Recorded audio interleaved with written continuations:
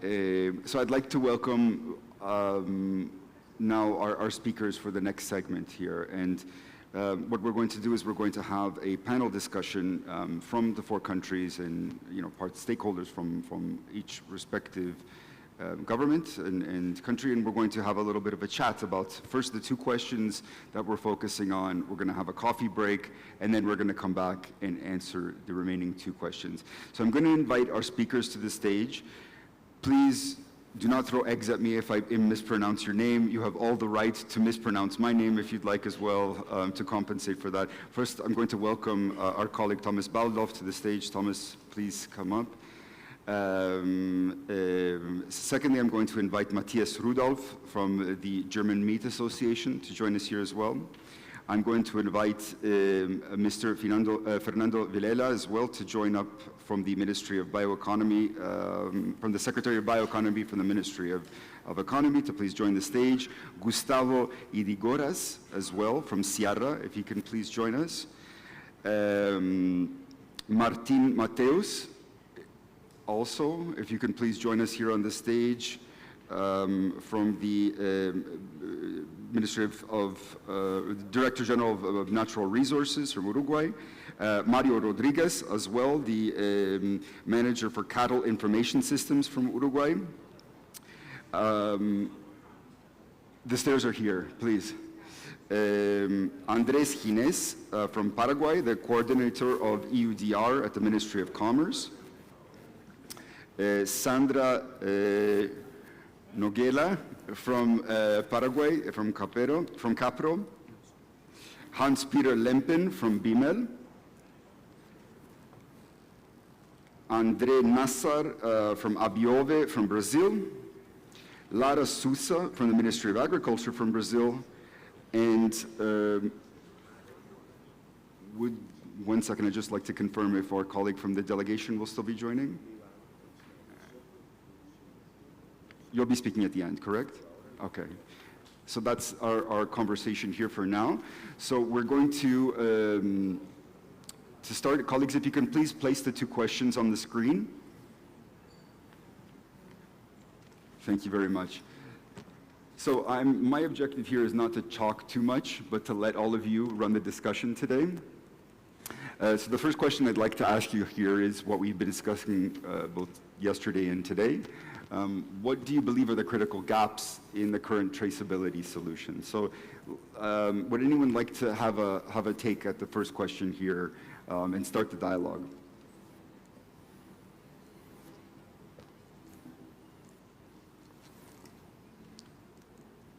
Please.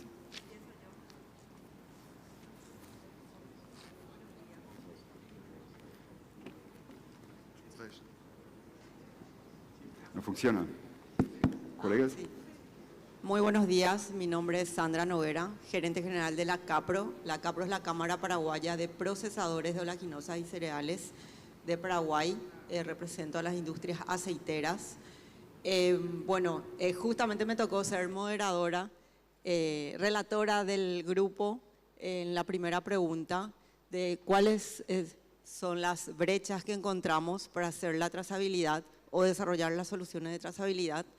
Creo que un factor crítico, por lo menos en Paraguay, es que todos los actores del eslabón de la cadena estén en un permanente diálogo para poder construir una solución. La trazabilidad supone mucha inversión también en logística, infraestructura, en el caso de tener que hacer la segregación física de la soja. Eso es un desafío enorme para Paraguay porque no tenemos en soja, por lo menos en la cadena de soja, sistemas desarrollados para trazabilidad. También va a ser un desafío muy importante desarrollar el software, poder interconectar todas las bases de datos de las instituciones públicas que, si bien algunas tienen datos oficiales, no existe un sistema tan desarrollado como vimos que presentó ayer Brasil, por ejemplo. Tenemos que construir una plataforma también público-privada, creemos que puede ser ese el camino y básicamente eso fue lo que encontramos nosotros. Colegas, Thank you very much. Yes, so I mean, when we look at gaps, gaps are also needs, right? So we have to look at what's missing and what needs to be funded. And you know what, I'm gonna come sit here so I can join you, so we'll be like a family. It's better like this here.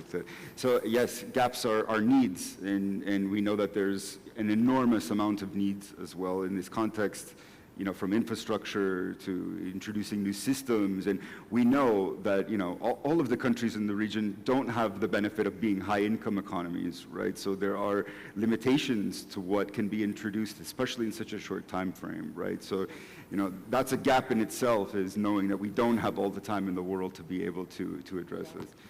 Would any of our other colleagues like to join? Please.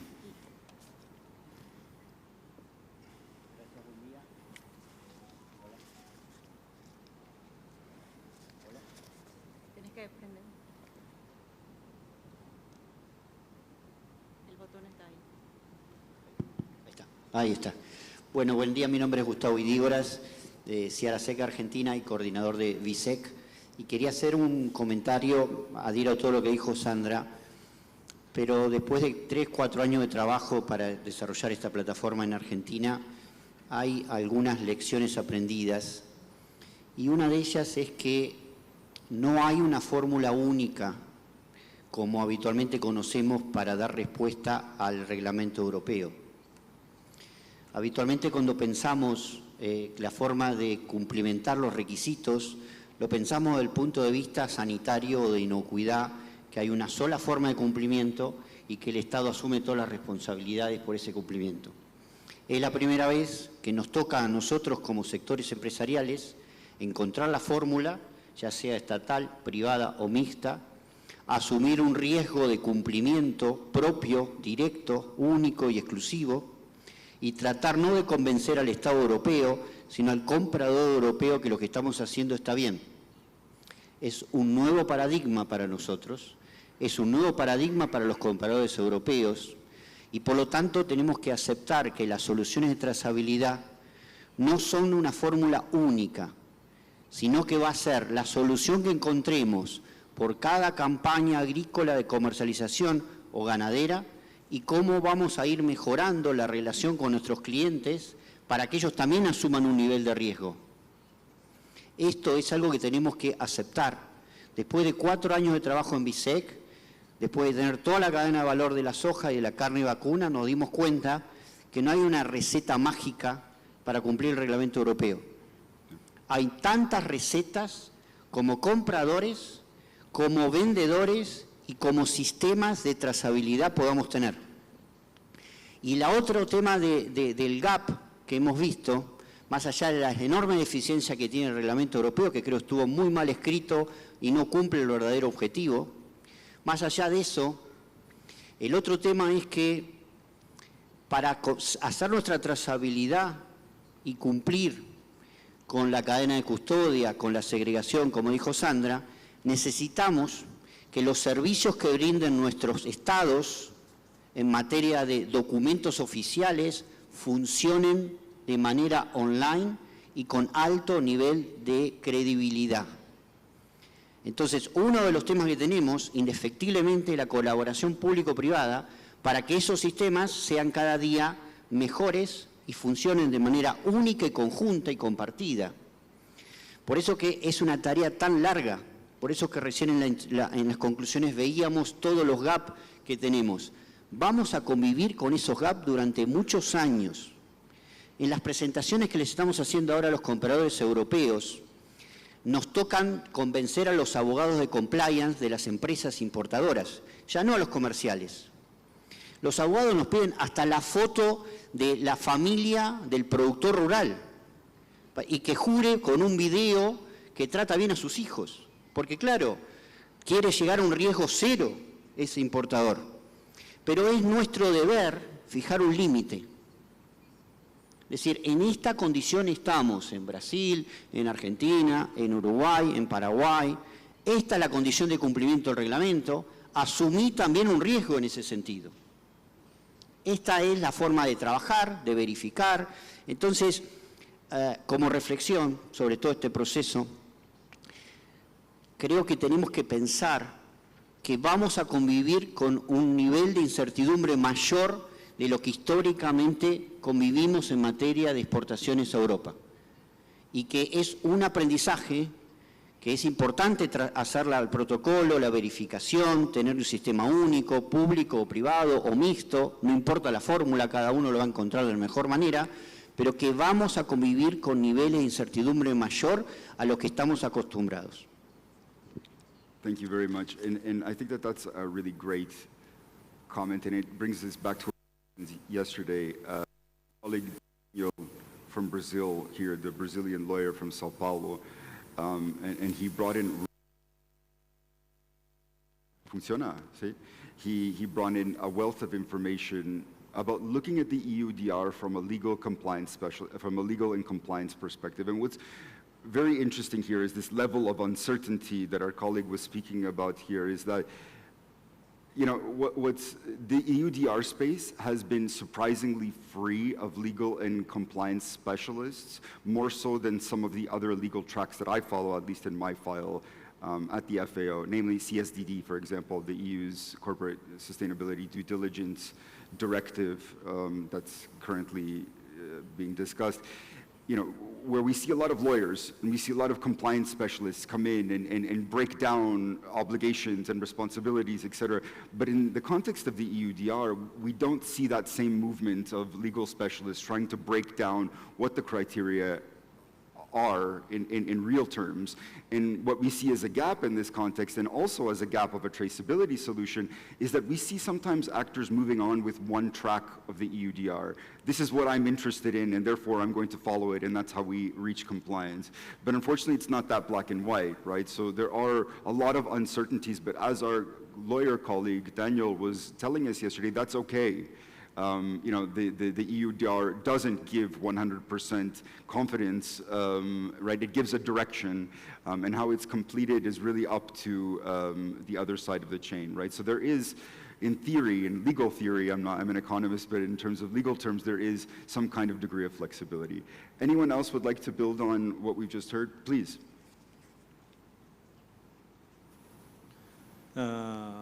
Buenos días, yo soy André Nassar de Abiovi, de la industria aceitera de Brasil. Tuvimos Sandra, Gustavo y yo. Eu creio que teremos uma sequência boa aqui. Primeiro, eu estou completamente de acordo com o que Sandra ha comentado de la questão da segregação. É um problema grande, e também com o que Gustavo ha dicho, porque eu creio que é learning by doing. Então, vamos viver aprendizado de como tornar, porque uma das coisas que eu sempre falo quando discutimos lá EUDR é que Brasil começou com a traçabilidade em 2008 por conta da moratória da soja. Claro que começou muito simples e está se quedando mais e mais complexo. Então, eu creio que eu não sei sobre a deforestação, isto vamos ver no futuro, sim? Mas a consequência de estimular ou forçar, eu não sei, vamos usar um verbo positivo, sim? Estimular a traçabilidade, eu creio que esta é uma boa consequência da EUDR. E nós outros estamos interessados em desenvolver o sistema de traçabilidade, porque nossos clientes finais querem isto, querem conhecer como a soja ha sido produzida e como a soja ha sido, como o fluxo é controlado por as companhias. Então, isto é uma boa consequência. Mas eu estou preocupado com como será o comportamento das autoridades nacionais, porque há muita incertidumbre para eles, e isto se reflete para nós outros também, porque não temos nenhuma ideia como vamos fazer. Temos ideia, claro, porque está escrito em la regulamentação, mas os formatos de apresentação do risk assessment, porque dependendo de onde se origina a soja, tem riscos diferentes. Então, as autoridades nacionais vão receber muitas análise de riesgo diferentes, cada uma com um sistema diferente, e isto pode criar um pouco de dificuldade para se poner, como se habla, la barra. Eu vou poner la barra hasta arriba ou eu vou poner la barra hasta abaixo. Nós outros não sabemos. Então, eu creio que é muito importante este learning by doing, que todos vão na mesma direção, sim, mas sem criar barreiras para o comércio. Eu creio que tem que haver uma percepção positiva. É uma, como se habla isso?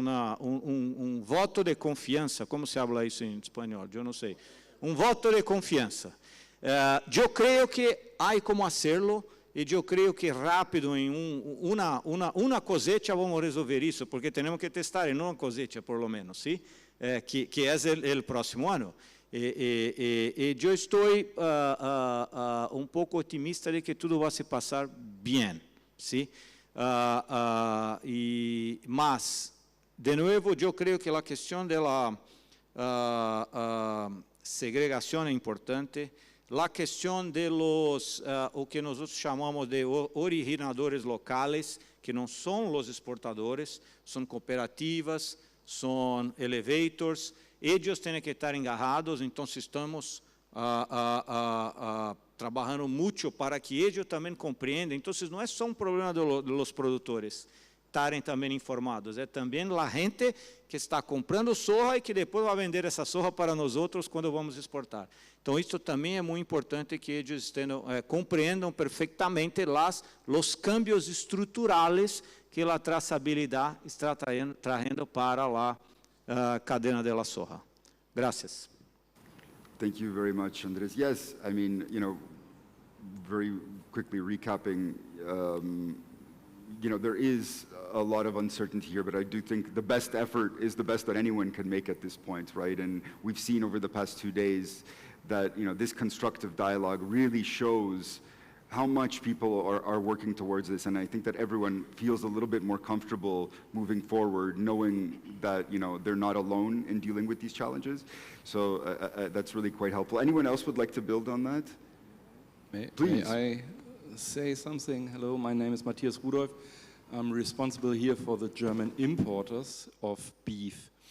Thank you very much for the German government to give us the opportunity to talk to us, because I think that was missing in the meantime a lot, that we didn't have an access to do this direct dialogue. And you are listening, and I think parts of the EU have the regulation without listening to us. What concerns us is, I think it's the same what Andres said, is what you have on your side here is that EU level playing. If the single countries in EU see the regulation in a different way, so we have in Germany maybe finally different outcome, a different result if you follow the regulation right or not. And what I miss, and I ask it a lot of times now, for a kind of form, for a sample form of certification, how could it look like? And to work on it and to see on our side and to check on our side, because we, the importers, are responsible for all that, and we are paying in the moment if something is not okay or not right. And we have 9 months less, and we have not enough information yet. And yeah, let's work on that, I think. Thank you very much. That's very relevant, and that's another aspect of a traceability solution, is you're looking at the downstream aspect in Europe. And I mean, as a European myself, and understanding well how our economies function, there is a very big difference between EU member states and their ability to implement legislation to monitor imports, The wealth distribution across the EU is very different in terms of public administration, in terms of funding in each EU member state. So yes, there are risks there that there will be differences between Croatia, my country, and Germany, or the Netherlands, or others that do have more money and have a stronger public civil service to be able to monitor import criteria, et cetera. So definitely that is a risk. And it's another aspect of a traceability solution, which we haven't discussed here, but it's concerning, that's a European problem, I would say, a little bit more, because we have to organize ourselves a little bit better, right? And it's less of an upstream issue for you, right? But it's a very valid point, absolutely. We have the opportunity. So we have the opportunity here to talk to you about these issues as well, because I think we are one chain after all, and in this regulation everybody is addicted to do the things right, and that ends at the importer, finally at the European consumer. Great, absolutely. And with that, you'd like to, I'll take one more question here too, and then I'll run into the next question, otherwise I'll get in trouble. So 2 questions, and then we'll move on, yeah? Please. Obrigada. Meu nome é Lara Souza, sou do Ministério da Agricultura do Brasil. Nós já estamos na segunda quinzena de março, né, de 2024, estamos partindo agora. No Brasil, a gente está na construção de plataformas, temos a plataforma Agro-Brasil Mais Sustentável, a plataforma do governo federal, temos outras soluções de plataformas estaduais, temos soluções privadas, nós estamos movimentando um grande recurso de ministérios, de órgãos, de recursos financeiros, tanto públicos quanto privados, para a gente fazer o atendimento da legislação, só que a gente observa em conversas, tanto dentro nós, Brasil, quanto outros colegas que a gente tem conversado aqui durante o evento, na discussão de ontem também, na discussão de ontem à noite, estamos na segunda quinzena de março e até hoje nós não temos uma certeza, um regulamento da execução prática da EUDR. Nossa grande observação de gap, de risco, de incertezas que estamos trabalhando é que estamos desenvolvendo esses sistemas, essas soluções, só que na execução prática do regulamento, nós não sabemos como vai ser. A gente está se adiantando para, de fato, a gente atender a legislação, só que até hoje, segunda quinzena de março de 2024, nós não temos uma certeza de como vai ser essa avaliação de risco, de como vai, na prática, ser feita a auditoria. Isso reflete muito na nossa forma de desenvolvimento de sistema para relatórios, para gráficos, para, de fato, facilitar a nossa avaliação de risco, e temos observado que ainda estamos incertezas, os países membros ainda vão ter os seus regulamentos próprios, que a gente também não sabe em que pé está para a gente, de fato, trabalhar no desenvolvimento do sistema. Então, estamos correndo com riscos e gaps, incertezas no desenvolvimento das soluções, sem, de fato, ainda termos um retorno. Lembrando que já estamos com o prazo para dezembro e a gente, tanto o setor público quanto o privado, gastando recursos, se movimentando com incertezas e gaps apresentados pela comissão. Ok, obrigada. Muito obrigado. What you're saying is absolutely correct, and I mean, everyone is kind of in the similar space, not only in Latin America, around the world. Exporters are dealing with this uncertainty, right? And it's difficult to prepare when there's so many moving pieces on the table, right? That said, Brazil has been doing really a lot in this space, arguably more than many other countries around the world. So, I think that's already a positive movement. Hopefully in the next few months we'll have more certainty and information on what the final details are going to look like in terms of import criteria specifically, right? So, but yes, I agree, and I'm going to pass it to Thomas before we move on to the next question. Thomas.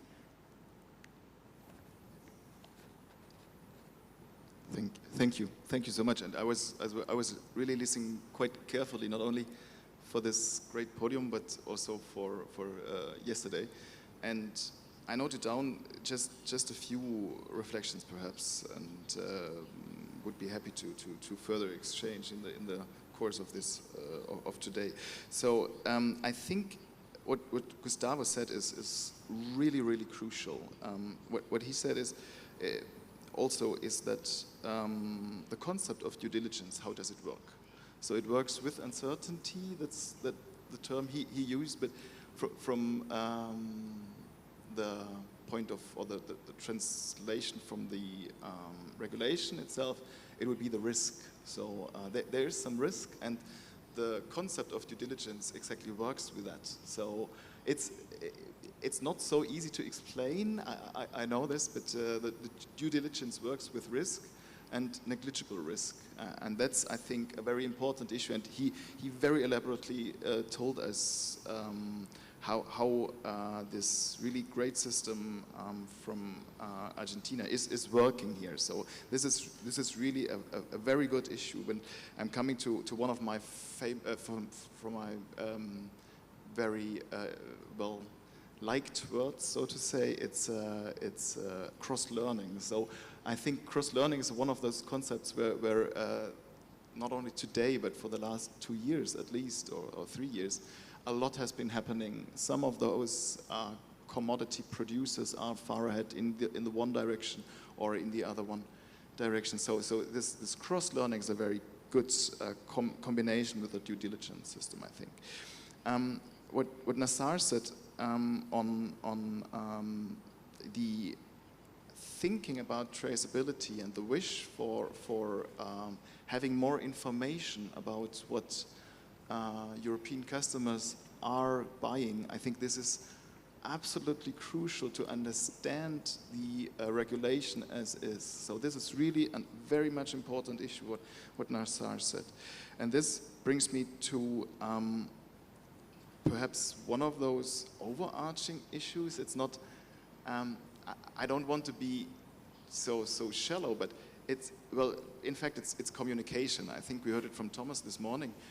Communication is crucial, and communication is happening in a lot of ways for this regulation. Communication, I would say, what we missed for the last, 10 months since the regulation came into force is exactly what's happening here. So this was a missing piece, and I'm really, really grateful to be part of this perfect dialogue, to work on this communication, where we bring together, I say, all of us, the audience, the participants, to bring together this knowledge to really work on those solutions. I think this is really crucial. But communication doesn't stop here. It works further on, and I think we heard it from the German meat sector quite elaborately, that we need to work on the value chain between producers who, and I think I was quite direct on it yesterday in my presentation, who are not directly obliged by the regulation. The ones who are directly obliged of the regulation is those EU operators. But we need to stress this communication between the producers, what is possible, what can be done, and what does the EU operator need for fulfilling the regulation. I think this is really important, and here I think we see a lot of it, and we see very good prospects for it. Perhaps we could have also had some further EU operators here to perhaps get more into detail, but what Thomas presented this morning, I think, will be the basis for further discussions on this. And then there's, of course, the communication from you here in the room to the actual producers. I think this, I heard this yesterday. It was a very crucial issue, and I think this helps a lot. And this brings me to my last, Thomas, I'm going to finalize it. This brings me to the last one, perhaps, and this is the most, well, clear, concrete concept, what we need to do to work on those systems. We have seen, I think, several systems yesterday which were astonishing elaborate. I was astonished by most of those concepts in there and what is possible, be it the system from Brazil, be it the system here in Argentina. I think this is really, it's astonishing, I think is the right terminology for that. So but those systems are not fulfilling a green lane, what was said this morning, I think, but what they can do is they form the basis for handing in those data, transforming the data, perhaps even in a secure way, transmitting the data to those EU operators who need the data then. And I think this is really, really a great challenge, and we need to further work on how those systems could be used to fulfill. And I'm not saying to fulfill the EUDR, because then there's so much more in those systems about what is possible. EUDR is only one puzzle piece for that. That's absolutely clear. So please don't restrict it to only EUDR. There are other processes that are out there where those systems could be used. But here, the clear plea, so to say, to work further how the data can be inserted into those in those systems, and to use those systems for further processing. Thank you. Thank you so much, Thomas. That's brilliant, and that's essentially what Thomas has captured very well, what the essence of the regulation is, but also other due diligence related regulations are. It's simply requiring more information concerning social and environmental impacts, right? The concept of due diligence itself stems from financial due diligence, which is companies have been doing for years. And what it simply has been done, it's been reappropriated for a green or a social lens, right? So instead of looking at vetting your suppliers to see how strong they are financially to make sure that you won't get into financial trouble down the line, it's actually looking at their developmental related issues in the chain and using that same process.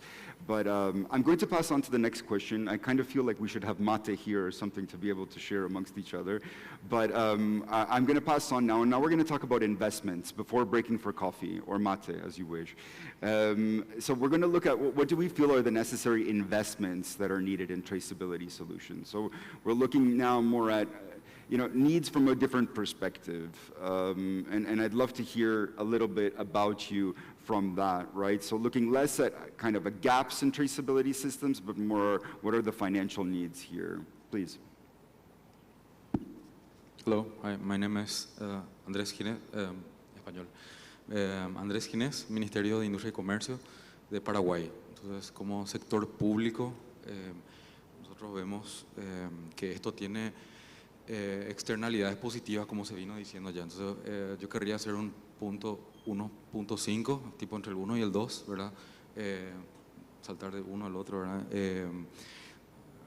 Aquí Tomás hizo un excelente resumen de todo lo que se dijo en el punto 1, y una cosa nomás quería agregar antes de ir al 2, que es en esta actividad que me parece que es la primera de esta naturaleza en la que los 4 países del Mercosur estamos juntos con Alemania, como que nos permite nivelarnos y detectar esas gaps también, ¿verdad? Entonces, nosotros estamos viendo que en Argentina tienen cartas de porte, tienen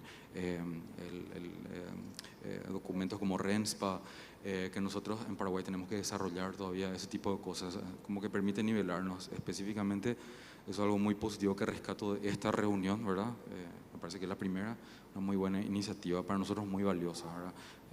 Y saltando ya a lo siguiente, justamente, en el caso de Paraguay es bastante particular porque hace 2 años ya venimos trabajando con esto, ¿verdad? Desde el Paraguay hubo un caso bastante emblemático del cuero, ¿verdad? Que el cuero, que es un producto tan escrutado, ¿verdad? Esa palabra es difícil para la traductora seguramente, pero es que un pie cuadrado de cuero, ¿verdad? Te sale, se hace un bolsón John Birkin que te sale 40.000 euros de repente. Entonces, el consumidor europeo, éticamente responsable, por supuesto que es mucho más exigente, razón por la cual ese segmento murió primero, o casi, o sea, está moribundo, porque las exigencias fueron enormes, o sea, mucho más allá de la 11-15. Entonces, en el 2022, desde Paraguay empezamos a ver qué podíamos hacer para quitar a flote ese sector en particular, que fue como un canario en la mina, ¿verdad? O sea, que ya veíamos que como lo que le pasaba al cuero le podía pasar a la soja, a la carne. Entonces, para ir nomás y responder puntualmente, ¿verdad? La pregunta es, ¿cuáles son las inversiones necesarias en los sistemas de trazabilidad de la EUDR. Y bueno, primero tenemos que hacer saber cómo va a ser la EUDR, ¿verdad? Finalmente. O sea, no quiero martillar de vuelta sobre eso porque toditos dijeron que hay mucha incertidumbre, ¿verdad? Pero eso es una palabra que creo que está en la boca de todos. Tenemos que saber primeramente eso, pero una vez que sepamos exactamente de qué se trata, vamos a poder hacer un cálculo exacto de cuánto hay que invertir, ¿verdad? Estamos trabajando con mucha cooperación con Alinvest Verde, venimos trabajando ya desde el 2022 justamente, ¿verdad? Tenemos hecho un proyecto piloto inclusive para Cuero, donde fuimos inclusive a una empresa cerca de Venecia, que les explicamos las posibilidades de lo que podemos llegar a hacer en Paraguay, vinculando los diferentes ministerios, que es lo que estamos haciendo ahora. Estamos en ese proceso de diseño y desarrollo de un buen sistema. Y bueno, nos dijeron, reservame ese primer contenedor de cuero que va a venir. O sea, yo lo quiero comprar. Así, eso fue una reacción bastante positiva directamente de un comprador, ¿verdad? Como que tratamos de cerrar, bueno, un segmento no muy grande como es soja o es carne, pero sí representativo.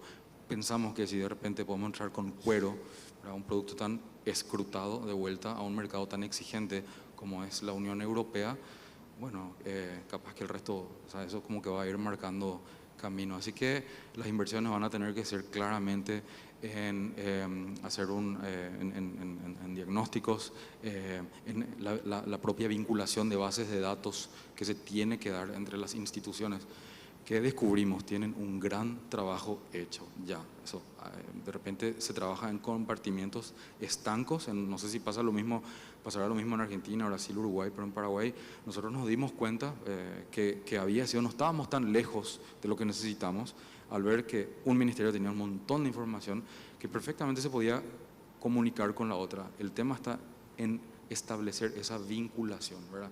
Y ahí es que entramos nosotros como Ministerio de Industria y Comercio en encontrar una solución a eso, ¿verdad? Crear una herramienta, los tres conceptos, crear una herramienta de acceso a mercados voluntaria, ¿verdad? Que permita justamente acceder a mercados. Así que eso sería la inversión más necesaria para Paraguay por lo menos. Muchas gracias, Tomás. Thank you so much. It was extremely helpful in hearing your experience in kind of breaking down some of the necessary costs and investments related to the implementation in Paraguay.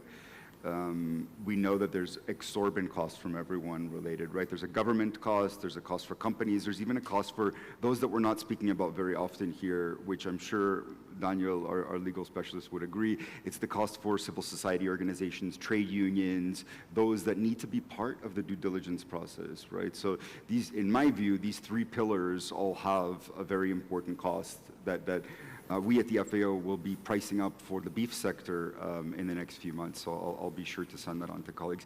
Anyone else here? Please. Buenos días a todos. Cuando hablamos de costos, tenemos que también, de costos de implementación, tenemos que ver también cómo se reparte los mismos en términos de la riqueza generada, ¿no es cierto? El consumidor europeo busca certezas, por lo que estamos escuchando, esas certezas todavía no están muy claras cómo implementarlas. Nos acaba de decir los importadores de carne que no la tienen, los exportadores de nuestros países que tampoco las tienen. Entonces, una primera cuestión es cómo construir esa situación, ¿cierto? Por otro lado, si no hay un incentivo de parte del consumidor de pagar esos costos, finalmente el que toma los mismos es el productor. Y ese productor chico, además que se veía recién en las encuestas, claramente va a ser un enorme perdedor en estas condiciones. En el medio, esos costos están tomados básicamente por la burocracia europea, la burocracia argentina, los sistemas informáticos, etcétera, etcétera. En el medio, eso termina pagándolo los productores. Y bueno, ahí tenemos que ver si es así, o si los consumidores están dispuestos a generar un incentivo por esa información que están requiriendo, ¿no es cierto? Y los sistemas, tanto de nuestros países como el europeo, están dispuestos a que esto ocurra de esa forma. La otra cuestión es que estamos en un escenario de grandes incertidumbres con una fecha cierta dentro de pocos meses y me parece que sería oportuno generar una condición buffer en términos de aprendizaje mutuo de cómo estas cosas van a ir transcurriendo el año próximo y que no hubiera decisiones de parte de la Unión Europea que trasciendan al conjunto del sistema a partir de algún tipo de problemática, ¿no? Y que haya un ámbito de diálogo y de trabajo conjunto para ir resolviendo los primeros años de la transición del sistema, ¿no? Me parece que si eso no ocurre va a generar perturbaciones mayores que no van a contribuir a que en nuestras comunidades se aprecie este tipo de trazabilidad como una parte inherente del sistema, ¿no? Entonces, creo que este punto debería ser un punto a considerar y que nos permita trabajar con ciertas certezas para que se aparezcan algún tipo de situaciones, esas situaciones puedan ser negociadas en mesa de diálogo y resueltas y ir así afianzando el sistema. Gracias. Thank you very much, Mr. Vilela. Now, what's very important to outline here, I think, the 3-4 words as well was really, it kind of stuck with me in particular. In the European Union, we had a process for many years called twinning exercises between working with EU member states to build capacity on certain issues. For me, I see this as the first step of working, in the Mercosur countries to share experiences, but also, illustrating what's working, what's not working, so, that we can create better systems that benefit everyone, right? So I think that that's quite helpful, and we can also learn from the EU in kind of that experience here. Please.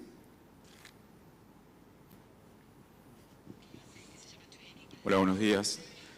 Voy a hablar un poquito de la cadena cárnica en Uruguay y el sistema de trazabilidad. Todos más o menos saben que Uruguay tiene una larga experiencia en el sistema de trazabilidad. Hace más de 50 años que tenemos trazabilidad grupal de los animales. Hace más de 20 años que hacemos trazabilidad individual en bovinos. Por lo tanto, tenemos un desarrollo bastante importante en lo que es esa cadena con respecto al sistema de trazabilidad. El sistema de trazabilidad uruguayo es un sistema público, es una política pública, por lo tanto llega a todos los productores. El 100% de los productores tienen la misma posibilidad de poder exportar a la Unión Europea o cualquier otro mercado. Si siendo chico, grande, mediano, no importa, están todos bajo la misma regulación y todos tienen el apoyo del Estado sin costos para poder hacerlo. Es decir, que el Estado proviene todas las herramientas para que lo puedan realizar.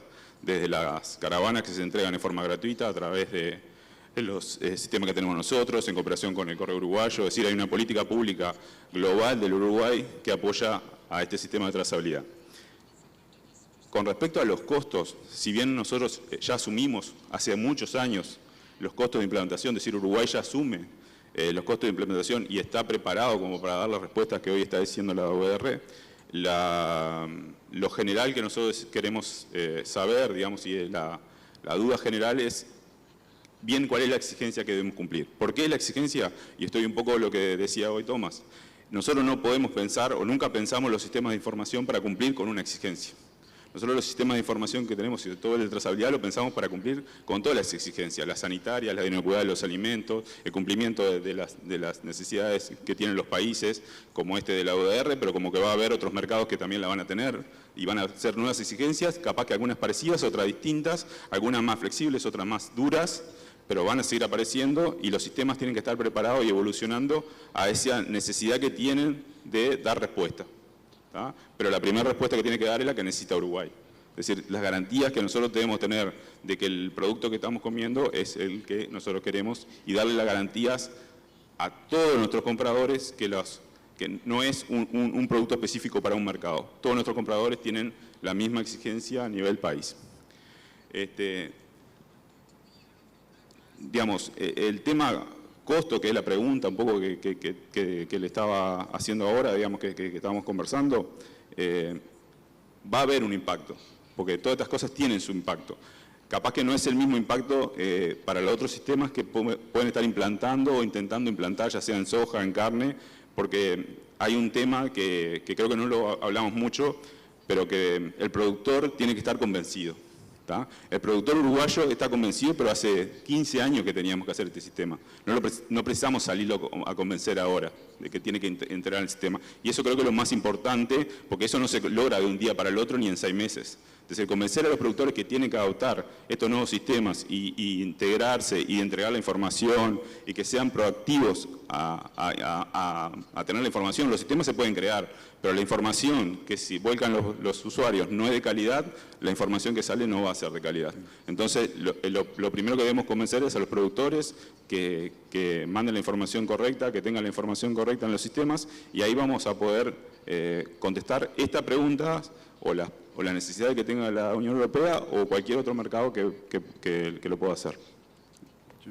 No, thank you very much. That's very relative, and you know, it makes sense. I mean, you know, in some cases, such as, you know, VSEC, it can be adapted, it can be used, you know, it can be reappropriated for individual company needs, for due diligence statements. In other cases, just as yours, you know, there is a wealth of information already there. The question is, and the cost is, and the investment is readapting those systems, right? Not creating anything new. It's simply pulling from different systems to ensure that they work for export markets in this case, right? And also, you know, let's remember that the UK will also be introducing their law, I'm assuming by the end of this year, right? So, and I'm hoping that it's very similar or close to the EUDR, so it won't create too many differences for implementation, because that will create additional costs, right? As well for producers upstream in the chain. Please. One thing concerning the costs is, one thing is for sure, you all have markets all over the world, not only EU. So your producers, the farmers for the cattle side, if they do not see any benefits, they will not do investments on that. And this is what we see actually, for example, in Paraguay, that more and more farmers do not hold EU cattle anymore because the price is exactly on the same level like the rest of the world. And why should do so many efforts to export for EU and spending money?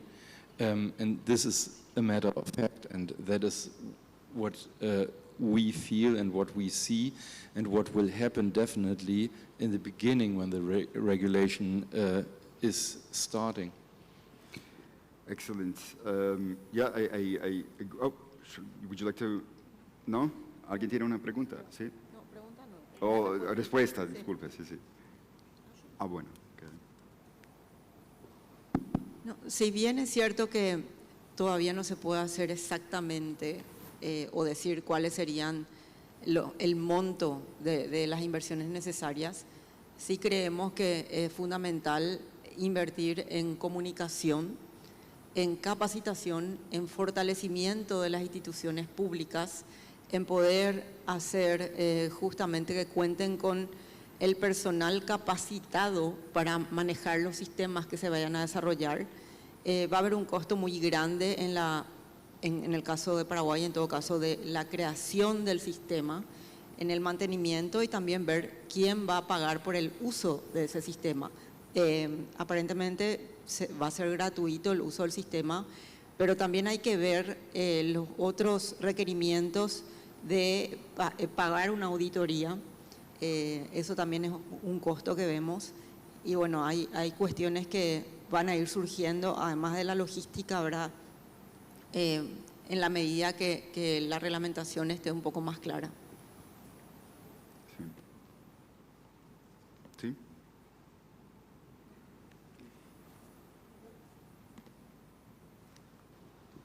Sí, quería compartir una anécdota del año pasado cuando estábamos en Madrid, hicimos un seminario en la Embajada Argentina para presentarle VSEC a los importadores de soja y de carne vacuna en ese momento, y teníamos un panel así de esta manera. Me tocó empezar a mí como exportador explicando VSEC y terminando diciendo esto tiene un costo adicional que todavía no sabemos cuánto es, pero ustedes lo van a tener que pagar. El importador que estaba al lado mío me dijo, ningún problema, yo lo voy a pagar. El que estaba al lado de él era un fabricante de alimentos balanceados o pienso, porque básicamente estábamos hablando de harina de soja. Él dijo, ningún problema, yo lo voy a pagar. Al lado de él estaba el representante de la industria porcina de España, que es muy poderosa, y él dijo, ningún problema, yo lo voy a pagar. Y finalmente estaba el director de la Cámara de Retailers o Supermercados de España, que dijo, el consumidor no lo va a pagar. Entonces creo que ahí estamos teniendo un grave problema. Porque el EUDR nació por una demanda social en Europa, que fue instalado muy fuerte por las ONGs, por una gran presión política, social, el Parlamento Europeo reclamándolo a la Comisión Europea, Estados miembros de los gobiernos decían no gano una elección si no tengo el Green Deal y el EUDR, entonces lo usaron políticamente, con una gran presión social, pero a mí me parece que el consumidor europeo no necesariamente está mirando esto como un producto al cual, un alimento al cual esté dispuesto a pagar. Entonces, yo creo que si eso no sucede, vamos a tener una gran crisis en nuestras cadenas de valor en términos de costos económicos y sociales. Porque nuestros países dependen de la estructura económica, de la capacidad de producción y exportación de alimentos. Y eso creo que nunca ha sido evaluado correctamente.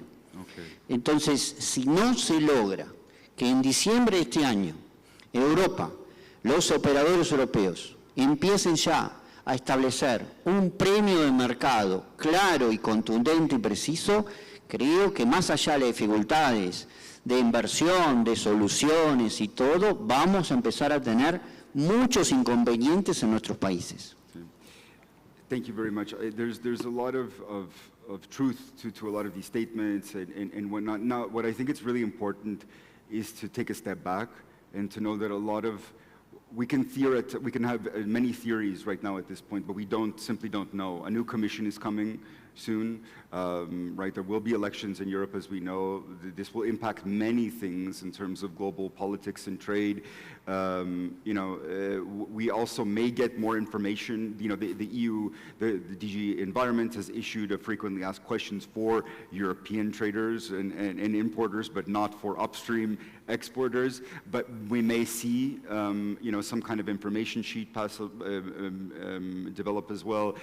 So there's a lot of different ways that scenario would be. So I'd like us to just stay calm before we think that commodity markets will crash just yet, because it's in no one's interest.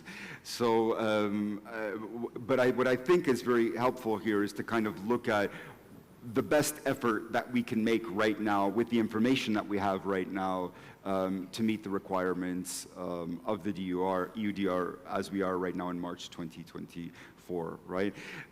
Does anyone else have any comments before we jump to a coffee break? No? I think everyone's quite desperate for a coffee, right? Yeah? Okay, maybe we can jump. Thank you very much, colleagues.